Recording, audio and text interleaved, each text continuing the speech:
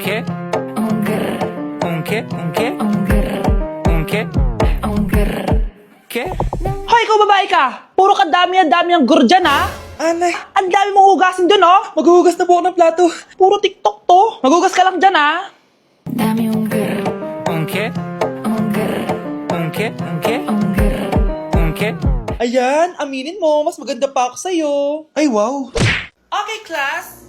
Oh, Jessica. Buti pumasok ka pa. Ang dami mo na miss na quiz. Bagsak ka na sa akin. Nagbakasyon ako. Na-stress kasi ako sa'yo. Ang dami mo kasi pinapagawa. Aba, bakit? Hindi lang naman ikaw ang pinapagawan ko. Lahat kayo. Ano ka dito, prinsesa? Oo.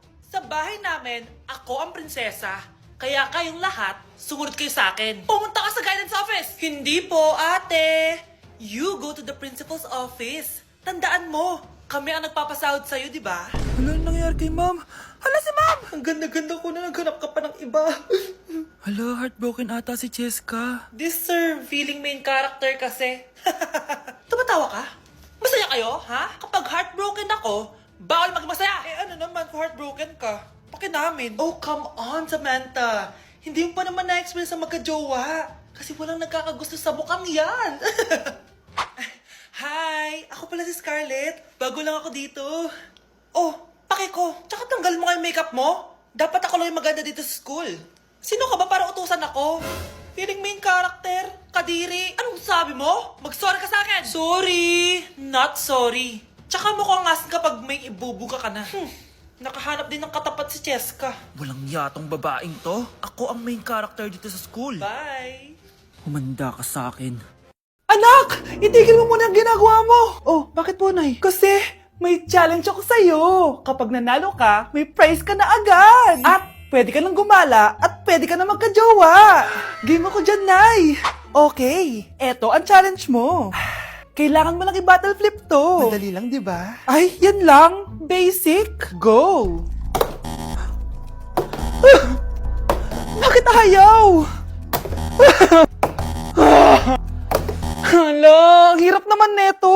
Akala ko madali lang manalo. Hindi naman talaga mahirap manalo, anak. Lalo na kung sasali ka sa weekly Lucky Draw promo ng Mogu. Sumali na for a chance to win exciting prizes. Up for grabs every week is an iPhone 16 Pro Max 256GB, along with other rotating prizes such as Samsung TVs, iPads, GCash, and more! All you have to do is scan the QR code on your Mogu bottle and enter the 10-digit code found under the cap to earn points and join the draw. Kaya the more you collect, the better your chances of winning. Ang dali lang pala, Nay. Favorite ko pa naman tong Mogu. For sure, marami akong makokolek. Tama ka, anak! All registered users can join! And you can use your points to submit entries for the weekly lucky draw. Imagine, umiinom ka lang ng Mogu tapos may chance ka pang manalo ng big prizes. Naku, Nay! Excited na ako manalo!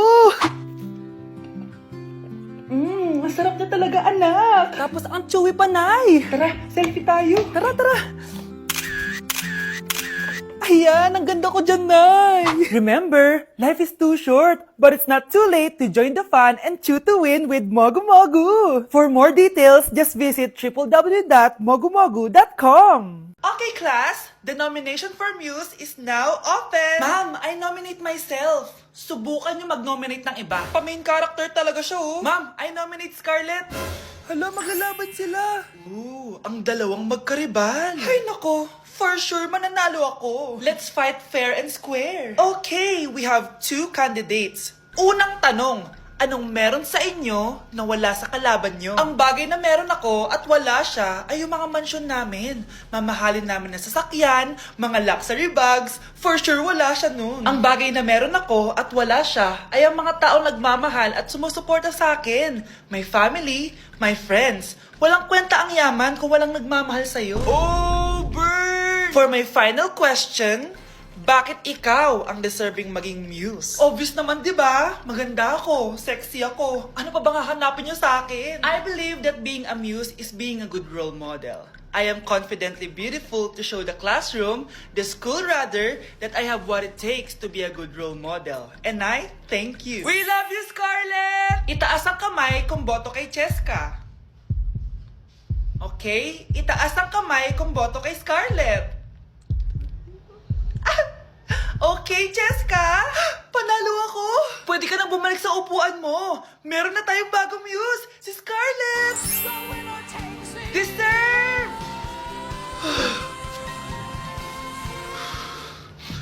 Hello? May ipapatumba ako sa'yo.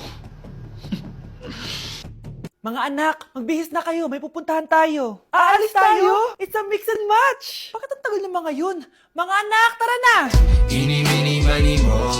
Tara, mag-Jollibee, mix and match. Sulit sarap saya. Sa Jollibee mix and match combo.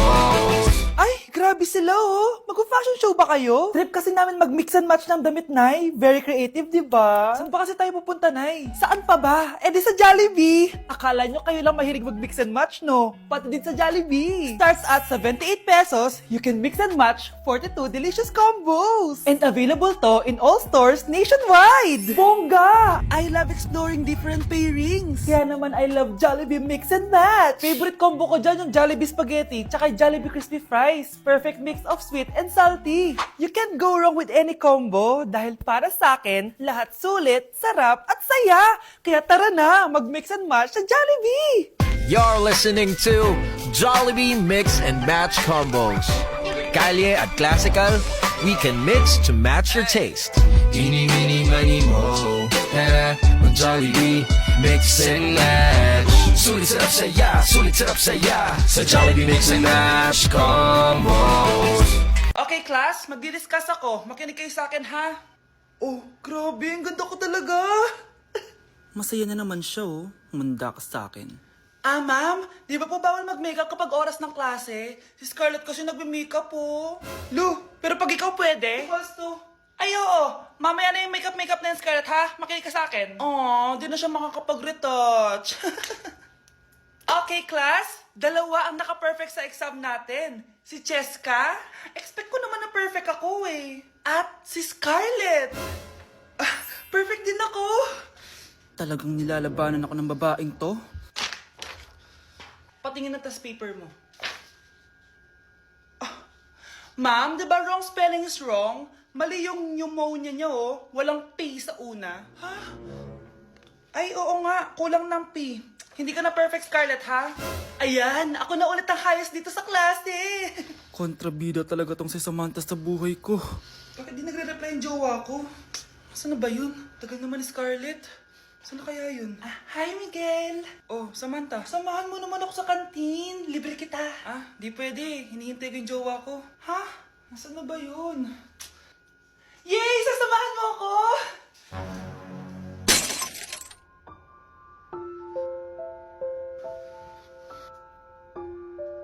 Ha? Wala naman ako sinabi! Scarlett? Mainis ka lang, dapat lang sa'yo. Lahat na lang kinukuha sa akin ni Samantha.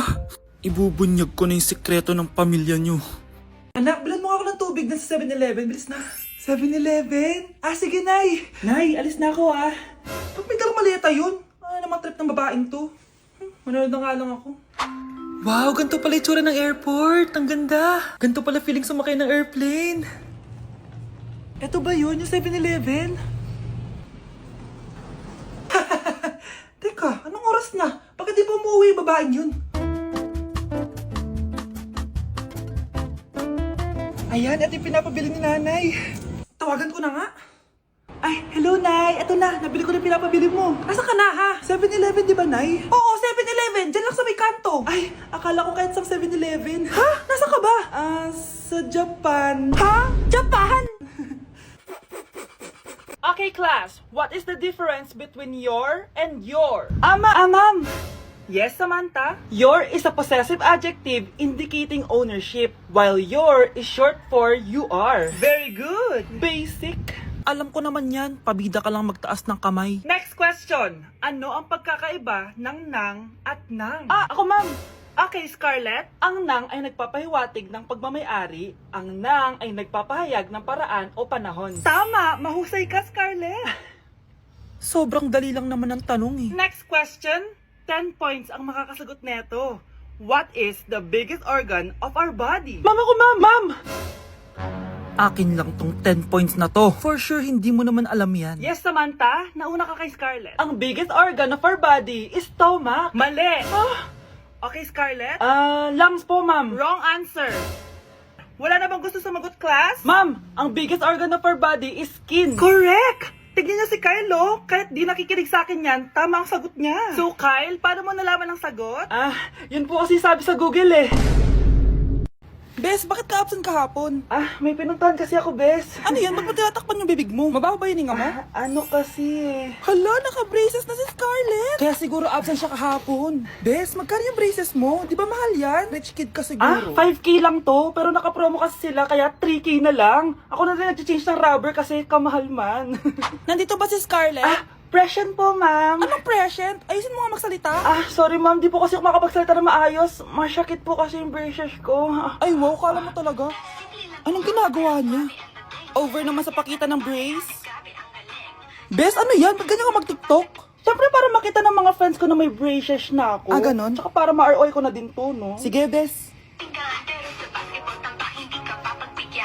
Aroy, tinanggalan ako ng ngipin. Napakalaki ng tinanggal sa akin.